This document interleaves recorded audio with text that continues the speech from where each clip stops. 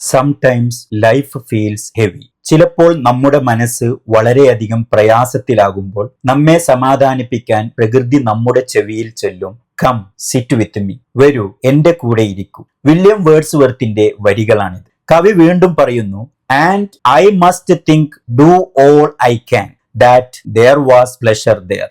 അങ്ങനെ അവൻ അവന്റെ പ്രയാസത്തിനിടയിൽ പൂക്കളെയും ഇളം കാറ്റിനെയും കിളികളെയും നോക്കി അതിന്റെ സൗന്ദര്യം ആസ്വദിക്കുന്നു. ആ നിമിഷം അവന്റെ എല്ലാ പ്രയാസങ്ങളും മറക്കുന്നു. കാരണം പ്രകൃതിക്ക് അവിടെ വന്നിരുന്നവൻ പണക്കാരനെന്നോ പാവപ്പെട്ടവനെന്നോ പാമരനെന്നോ പണ്ഡിതനെന്നോ വ്യത്യാസമില്ല. അവൾക്ക് എല്ലാവരും ഒരുപോലെയാണ്. ആര് വന്നാലും പ്രകൃതി അവൾക്ക് കഴിയുന്ന മാക്സിമം അവനെ പരിചരിക്കുന്നു.